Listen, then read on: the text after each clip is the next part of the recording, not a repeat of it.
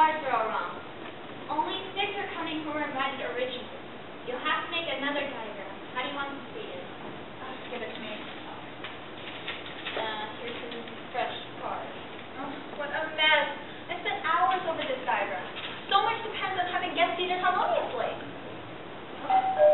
There's the front doorbell then. I told Annie to answer it for you, but go, peek into the drawing room and tell me who it is. You murdered instrument. Now what have you to say, huh? Now what? Hello? Who? Mr. Franklin?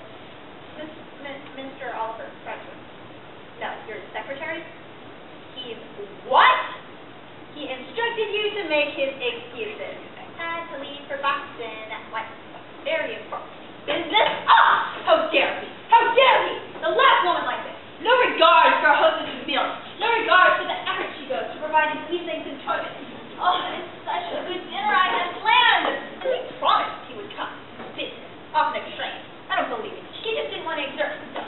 The poor little baby was afraid of freezing in the blizzard. As if he didn't have half a dozen limousines to carry him right to the front door. Selfishness. Downright rudeness. And he was just a match for you, Elaine. Liz found you should meet him and sit next to him at the table. And now, I don't know when I can give you a chance like this ever again. I'm perfectly furious. I will not be treated that way. Perhaps he did have business and was called away. And I, one of the most important hostesses in this city, people clamoring to receive my invitation. All of my affairs are a success. I insist that they shall be. I can't bear a failure. I won't have a failure. Oh, this is my most important guest. He's such a man's man, so important financially. Every other man considers it an honor to meet him, and now not coming? Oh, I'm perfectly furious. Oh, it's all this damn blizzard. Naughty word. That's a jet for 15. That's a jet. Well, 13? I can't sit down with 13, Elaine. Oh, you know what? Go to bed. Get out of my sight. Go to bed! Who's Mr. Morgan, madam? Mr. Morgan? But I telephoned his bank and told him not to come. You couldn't receive the second message, madam, for I heard him explain to Mr. Pringle how happy it was to receive your telephone invitation. That puts you at 13 again. Unless you don't want me to go to bed. Oh, but of course I don't want you to go to bed, dear. Regretfully starting. 14 down. I'll get the cocktails ready, madam. Annie told me there were several motors making their way through the snow.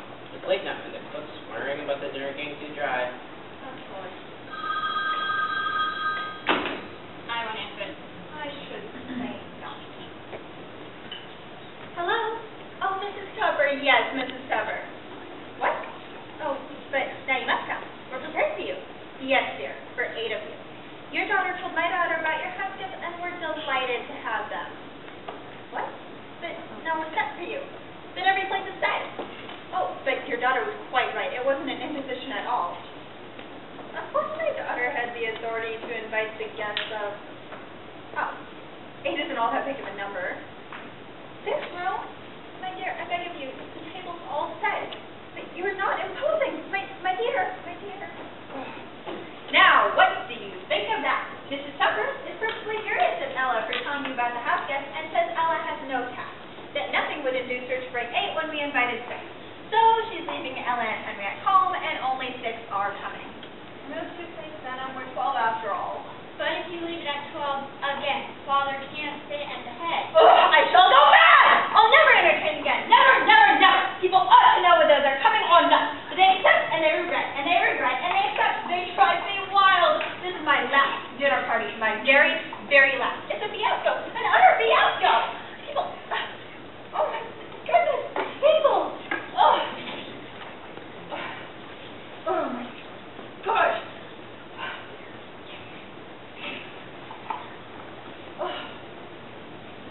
I don't know what to do, Elaine. I just don't know what to do about this. I mean, Well,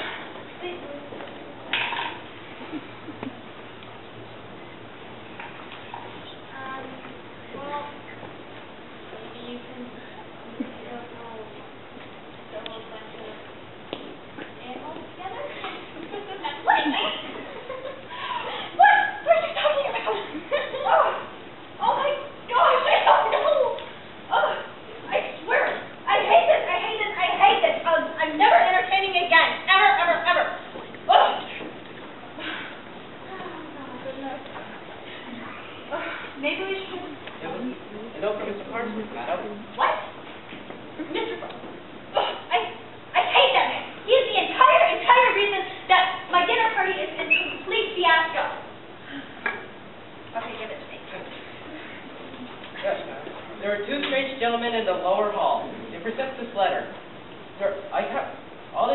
upstairs waiting in the drawing room. I counted 12 in all, including you and Miss Elaine and Mr. Pringle. But the two strange gentlemen in the lower hall are waiting for your answer. Although I'm sure I've seen one of the men's face somewhere. Seen his face somewhere. Oh my goodness, Elaine, it's the Prince of Wales! Yes. They're waiting for your answer. Wait, so they want to be invited to dinner? Yes, they're waiting for your answer. With us? Yes. Oh my goodness. Oh my goodness. Elaine. Oh my goodness. This is immense. This is huge. Oh my goodness.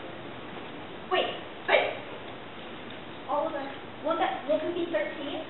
There is a secretary, Mrs. Bodyguard. Of course. Secretary. We should be 14 at dinner. We'll serve the cocktails then up. The guests may sit wherever they choose. I shall bring the prince in with me. But Mother, wasn't it nice of Mr. Farnsworth to send the prince in his place? As I always say, Mr. Farnsworth was the nicest, most considerate of men. I think I shall like Mr. Farnsworth. Really, child? You ain't act like Mr. Farnsworth. Don't act like Prince. I always managed somehow to be the most successful hostess. Thank God for this amazing blizzard. You like that?